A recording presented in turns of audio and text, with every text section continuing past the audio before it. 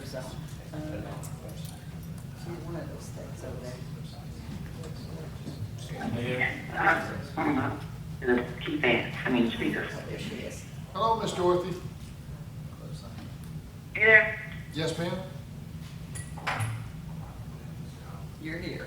Can you hear us? Are we on? Oh, perfect. I can't. Can she hear you? Slight time delay, but we'll work our way through it.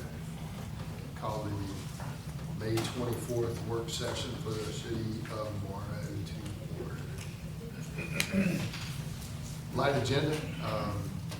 Mr. Baker is at his son's graduation, and that's both of them. So we're wishing him well today. Just going over the agenda real quick. We have the approval of the May 10th regular meeting minutes and the May 10th work session minutes. We also have, going on the other items, approval of, yes,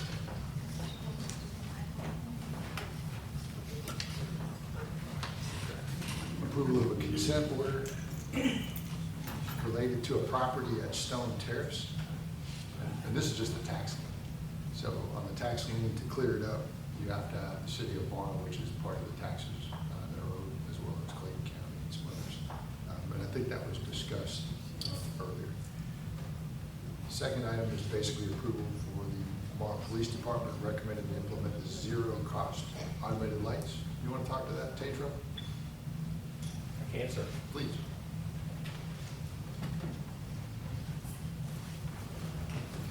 Running council meeting. I think it was presented, Chief Snyder presented it last court concerning the red light camera. Ready to go. But the main point I want to point out is it is a no cost to the city based upon the amount of citations that are issued. He sent me a text and I'll read it to you.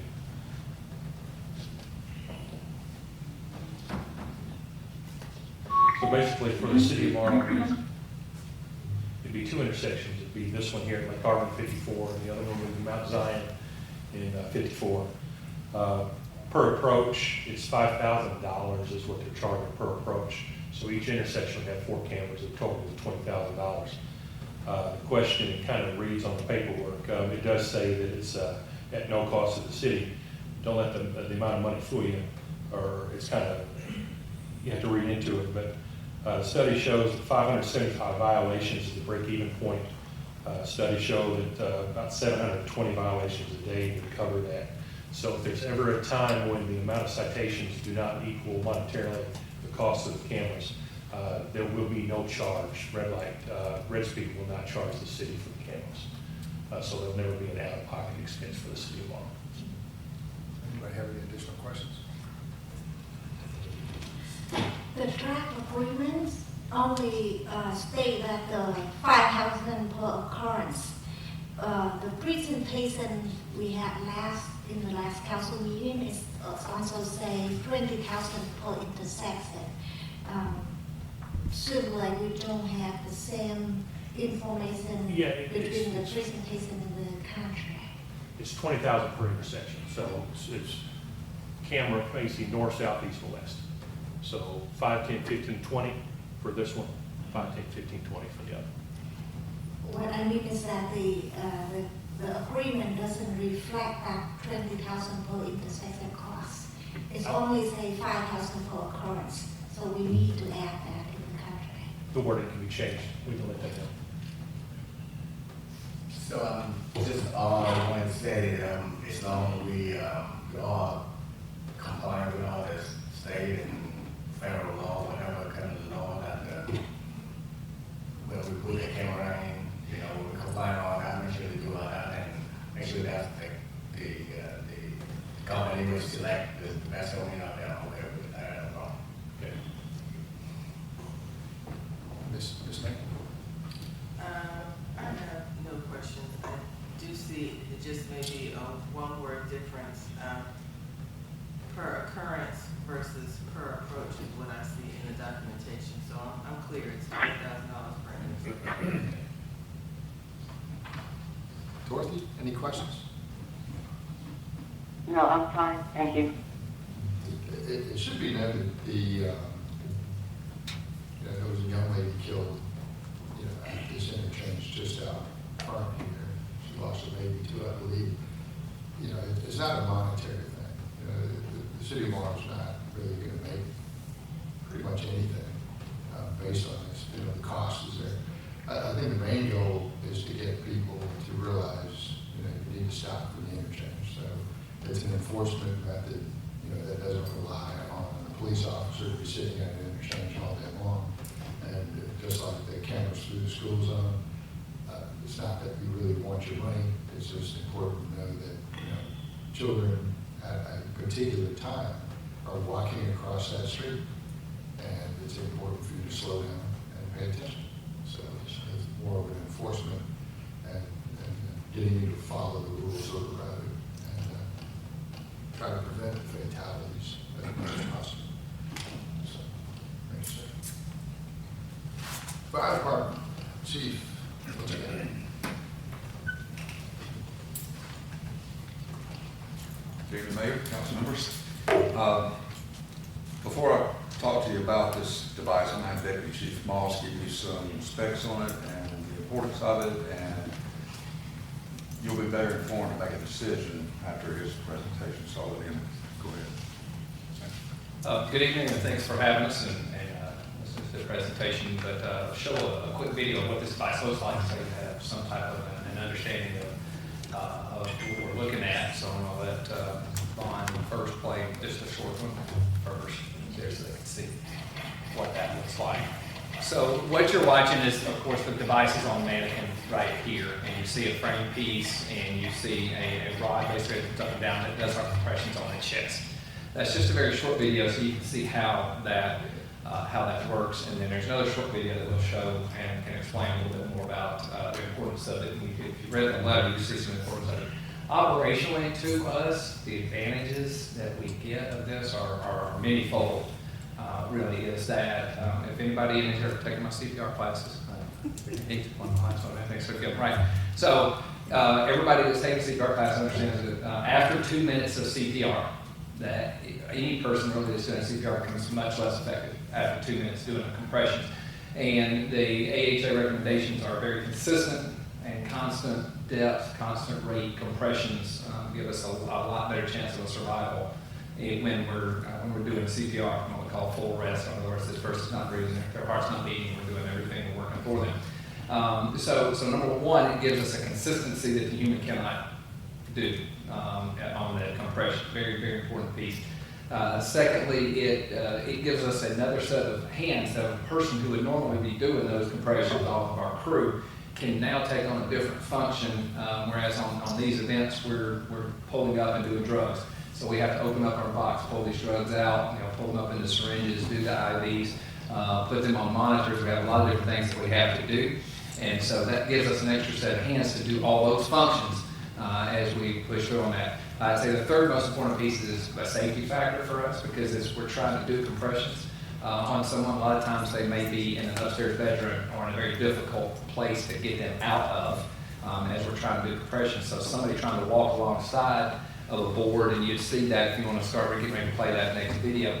As we come down a set of stairs, anything such as that, the compressions continue at a very effective rate and pace, whereas, we as a human, we couldn't be in the right spot to do that. It can become unsafe. Somebody can trip and fall down a set of stairs, and what can happen is we're trying to maneuver a patient back out to the ambulance. So you can play the second, we'll talk through that. Just another short video if you want to see. But this is more like what a scene would look like when we show up and the things that we have to get done. That's the Lucas device in its carrying case. It's about that. It's a manageable size, and then the piece goes underneath their back. It's just a small board that gives us a solid surface to put that up against.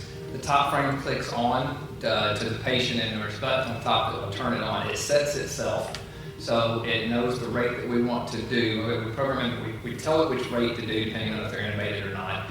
And then it knows the compression depth according to that patient, so it will adjust itself automatically. It senses how deep it needs to compress. therefore, when we have an airway, when we've had when a medic is dropping advanced airway, we're breathing for them and all the different things that we have to manage during that. We've got one job now that's freed up that the machine is doing for us. And so it proves to be very effective for us. You can see all the numbers that they included in the packet. We did have a previous device and they went out of business. They were a less expensive device when we had a particular amount of money to spend. They were also, after we've used them for a little while, they do prove to be an inferior device to this. This is really the top level. Not a lot of people that make these devices, but this is one of the top level ones. It's a lot much more stable on the patient versus the other ones that we had. There are no more supplies for the other ones. I was able to talk to our vendor and get the actual one last piece of strap that we needed for the existing ones that we have, and there's no more to have. But this is definitely an upgrade from what we have, and it's very beneficial to us. Questions on the technical aspects of the devices? Ms. Tran? No question, thank you. Mr. Quam? No question, but I think that's very beneficial for us, and then plus, if the patient got COVID, it's sort of thing like that, kind of less, and they can protect our people too, in that way. I like that. Thank you. Yes. Ms. Dorothy? Yes, I would like to ask what's the lifespan of the unit, 2 new units? The lifespan of these, I don't know, should you give me that information? Yeah. The batteries generally on a lot of these are going to go out long before the units themselves do. On average, we have 1+ of these events a month. So now we would test it out and all that. So generally your batteries are what you're going to have to replace in about 5 years. These have been on the market, I'd say, for at least 8 to 10 years, and I haven't heard anybody kind of replace them for the unit itself going down itself. The batteries being the main piece that you have to replace, as with all the other batteries. And those have, I don't know, 2-year warranty on those. They would be replaced about every 4 to 5 years on the batteries. And if I could add too, on the batteries, it will do continuous compressions for 45 minutes per battery, and the price includes 2 batteries per unit. And what's the cost of the batteries? You have 2 per device? Yeah, there's two batteries that come per unit. So we start off with 2 batteries. They would rotate in and out. We generally do with all of our battery stuff is once a month we'll drain that battery down all the way, put a new battery on there, and that way they charge up. They send them to keep their life longer, drain them down and do it that way. So we would have 2 per unit. So I wouldn't see us needing to replace any batteries for 4 to 5 years on any of these. Right, and the current Okay, price. so you recharge. Go ahead. You're recharging. Yes, ma'am. Yeah, they recharge like our radio batteries, like our cardiac monitors. We put those on charger with the inside the station. The replacement cost for one of the devices, you don't have that?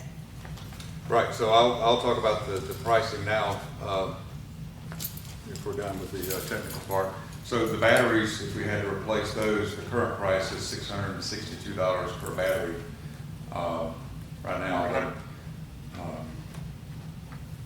Councilwoman Knight, I don't know if you had a chance to ask questions. Did you have No, I'm looking at the quote Okay. myself. It shows quantity 2, 662.56 Right. for the rechargeable battery.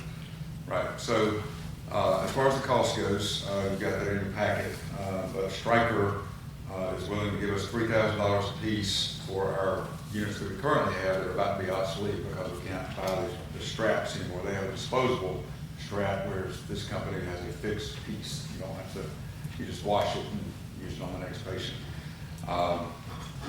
So they're going to give us $3,000 a piece, which brings us total cost down to $24,420.36. They're also offering 3 years financing with no finance charge if you want to go that route. They are a sole source vendor. They're the only company that makes this device. So there's no quotes from other vendors or anything. Any other comments? Okay. Is there, after if you determine that after so many years, will there be a trade-in value on it, or it'll be obsolete and not? Probably, We have to, sure. to get it. Yeah, this is the same company we got our cardiac monitors from last summer. And if you recall, they gave us a nice trade-in on our 12-year-old Yeah. cardiac monitors, I believe they were. So yeah, they've been very favorable on trade-ins on other equipment in the past. Okay. Thank you. Thank you, Chief. Sure. And we'll have an executive session, 2 items. One is for real estate discussion, and the other one's going to be for personnel. And that pretty much handled the agenda.